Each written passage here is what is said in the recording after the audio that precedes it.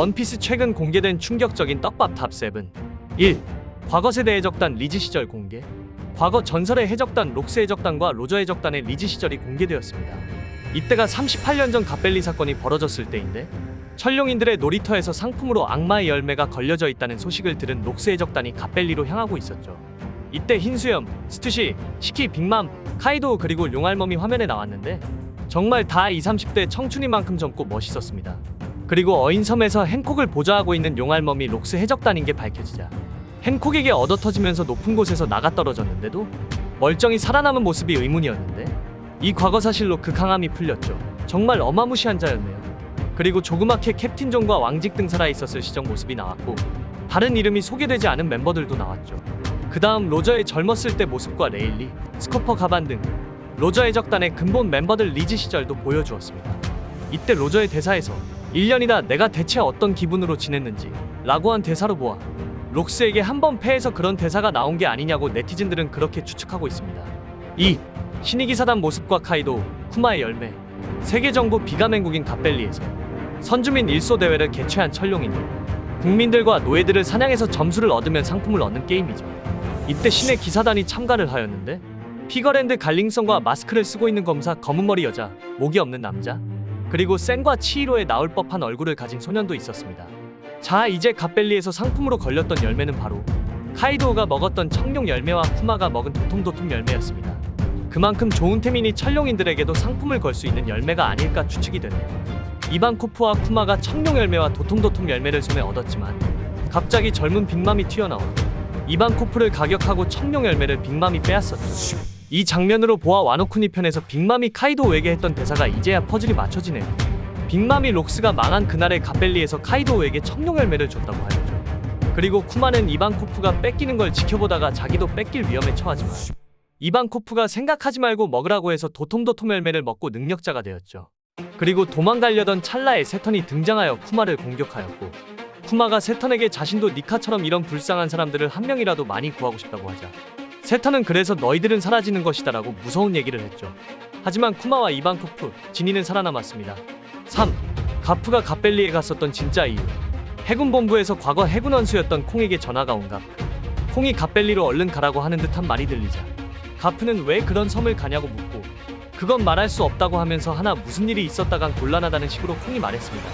가프가 천룡인의 수학여행을 말이냐 하면서 나는 하치노스를 건드리지 말라고 말했었지라고 했죠. 그건 해적섬의 보물이라며 그야 당연히 되찾으러 오겠지라고 태연하게 싱글벙글하면서 콩과 대화를 했습니다. 이 대사로 보아 해적섬의 보물이 청룡 열매나 쿠마의 열매일 수도 있고 다른 중요한 보물일 수도 있다고 생각이 들죠.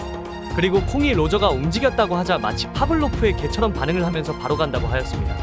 록스 해적단이 움직인다는 암시적인 대화를 들어도 그냥 태연하게 있었던 가프는 로저 소리만 들으면 바로 달려가는 가프를 보고, 이때 정말 가프는 로저의 라이벌로 인식이 된 듯하죠. 4. 지니의 과거. 천룡인의 노예였던 이반코프와 지니가 함께 등장해 모두 충격을 주었습니다. 지니는 절도, 도청, 통신의 프로라고 자신을 소개하였고, 갓벨리의 상품 청룡 열매와 도톰도톰 열매를 자신이 2주 전에 정보를 외부로 날려보냈다고 하였습니다. 그래서 이 스노우볼 효과로 록스 해적단과 로저 해적단이 나타난 걸로 보이죠. 그리고 쿠마와 이반코프, 지니는 같이 탈출을 하였고, 이반코프는 자유를 위해 떠났습니다. 지니와 쿠마는 교회에서 같이 살게 되었습니다.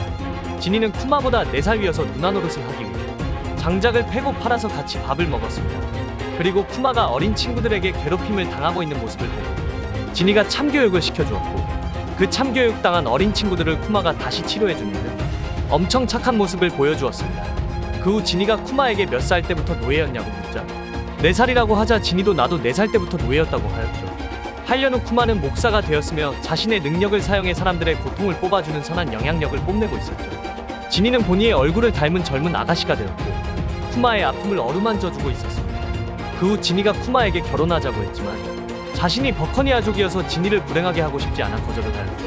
그 후 혁명군에 들어가 군대장 자리를 맡게 되지만 갑자기 드래곤에게 전보벌레로 들려오는 소식을 생각지도 못한 적이 나타났으며 천룡인의 아내로 삼겠다고 지니가 납치당했다고 하죠. 지니가 천룡인으로부터 납치당한 그날부터 2년이 지났을 무렵 지니에게 연락이 왔지만 목숨이 간당간당한 상태였습니다. 쿠마가 달려갔지만 이미 목숨을 잃은 상태였고, 옆에는 지니의 딸 보니가 있었죠. 진이는 자연광을 쬐면 파랗게 돌처럼 피부가 굳어져 버리는 병을 걸리고 말아 죽었었고, 자신이 딸 보니를 위해 아이가 살 수 있도록 자신이 살던 나라로 돌아왔던 것이었습니다. 5. 주얼리 보니의 이름. 쿠마는 진이의 딸 보니를 지극정성으로 키웠습니다. 진이처럼 대식가가 되었으며 쿠마의 말을 잘 듣는 착한 아이가 되어 있었죠. 하지만 갑자기 쿠마가 교회에서 모든 창문을 막고 진이를 감싸 안고 있었습니다. 알고 보니 보니도 진이처럼 같은 청옥린이라는 병에 걸려 있었죠. 쿠마는 보니를 위해서 혁명군을 그만두는 폼을 보여주었고, 보니가 다른 애들한테 놀림을 당하지만 진이처럼 그냥 무자비하게 패는 폼을 보여주었죠. 그리고 진이가 얼굴에 돌이 있는 것을 보고 애들이 무시했다고 말하자 쿠마가 그 보석이 이쁘니까 부러운 거겠지 라면서 보니를 칭찬했죠. 드디어 주얼리라는 이명이 풀렸는데 얼굴에 청색돌이 있어서 생긴 별명이었다는 걸 알게 되었습니다. 6. 드래곤의 정체. 갓벨리에서 쿠마와 이반코프 진이가 탈출에 성공하고 이반코프 혼자만 자유를 위해 바다로 떠났습니다. 쿠마와 진이는 그냥 평범하게 살고 있었지만 자기가 살고 있던 소르베 왕국에서 노예제도 법률이 나오자 쿠마는 절대로 용서 못한다며 반응하였습니다. 그러자 쿠마와 그 주변 사람들은 감옥에 갇혔지만 누군가의 개입으로 소르베 왕국의 악정에서 벗어났죠. 그 사람들은 바로 이반코프와 혁명군 드래곤이 나타났던 거였죠. 이반코프는 드래곤에게 맘에 들 거라며 쿠마와 진이를 혁명군에 스카웃하러 왔던 거였죠. 이때 드래곤은 문신을 하고 있지 않은 상태였으며 혁명군 초창기 상태였습니다. 드래곤은 혁명군에게 자금이 부족하다며 왕을 쓰러뜨리려 하는 반란의 의지에 용병처럼 힘을 빌려주고 입군 희망자에겐 무기를 다루는 방법이나 싸우는 방법을 가르쳐주고 언젠가는 세계에 흩어져 활약할 거대한 군대를 만들고 싶다고 했습니다. 그러자 쿠마가 드래곤에게 어째서 무기를 다룰 수 있는 거냐고 묻자 드래곤이 잠시 해군에 있었다며 운 나쁘게 거기서 정의를 찾아낼 수 없었다고 하죠.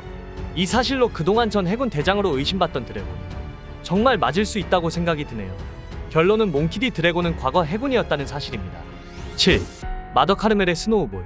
한창 신의 기사단 주제가 이목을 끌었을 때가 있었는데 드래곤이 신의 기사단을 언급하였을 때 실루엣을 보고 샹크스 해적단이 아니냐는 뇌피셜과 사보가 말이 좋아해서 한바탕을 하고 차를로스 성이 살인미수 사건으로 신의 기사단이 개입했다는 대사를 친 해군대장 등 정부에 또 다른 무력을 가진 세력이 있다는 걸 암시해 신의 기사단의 궁금증이 증가하였죠. 그 후 말이 좋아해서 신의 기사단 중 한 명만 본 모습이 공개되었습니다. 노쇠하였지만 검을 들고 있고 반달 모양의 수염과 머리 모양을 가져 분위기상 또 다른 핵심 인물일 가능성이 높아 보였죠. 이름은 피거랜드 갈링성으로 극장판에서 샹크스가 피거랜드 가문인 게 밝혀진 것과 퍼즐이 맞춰져 샹크스의 부모님으로 추측되고 있죠. 이때 신의 기사단은 천룡인을 심판하고 처형할 수 있는 권한이 나오고 천룡인보다 위치가 한 계급 위라는 걸 보여주었습니다. 그 후 지니가 세턴에게 잡히고 갓벨리의 회상이 나왔었는데 이때 피거랜드 갈링성과 신의 기사단 몇 명만 모습이 나왔습니다. 한 명은 방독면을 쓰고 있는 캐릭터와 한 명은 머리에 모자를 쓰고 총을 갖고 있는 캐릭터, 한 명은 지브리에 나올 듯한 캐릭터 얼굴을 하고 있었죠. 그리고 다른 장면에서는 흉측하게도 목이 없는 캐릭터와 검은 머리를 하고 있는 캐릭터가 있었습니다. 여기서 주목해야 할 캐릭터는 방독면을 쓴 캐릭터입니다. 이 방독면을 쓴 캐릭터는 작중 과거에 한번 나왔었던 캐릭터인데 바로 마더 카르멜이 운영하는 고아원 양의 집에서 처음으로 등장하였습니다. 마더 카르멜은 앞에서 세상 사람들에게 선한 척 이미지를 쌓은 다음 신뢰를 얻은 뒤 양의 집의 아이들을 2년에 한 번 정부에 팔아 넘기는 거였죠. 거기서 좀 이름난 아이는 해군 첩거인 해병존 자이언트라고 했습니다. 즉 정부 쪽으로 충분히 넘어갈 수 있는 떡밥이 있으며 여기서 방독면을 쓴 캐릭터가 신의기사단으로 간 게 아니냐며 네티즌들은 추측하고 있죠. 그리고 빅맘이 크로캉부슈를 먹을 때 방독면을 쓴 캐릭터는 혼자 칼을 들고 있었는데 갓벨리 때 방독면을 쓴 캐릭터가 칼을 들고 있었습니다. 물론 빅맘에게 먹혔다는 소리가 있지만 그래도 충분히 도망갈 수 있었다고 보고 마더 카르멜과 거래를 하러 온 정부 측이 혼자 살아남은 그 방독면 캐릭터를 스카웃해서 신의기사단으로 만들었을 가능성도 있어 보이죠. 재밌게 보셨다면 마지막으로 구독과 좋아요 한 번만 눌러주세요.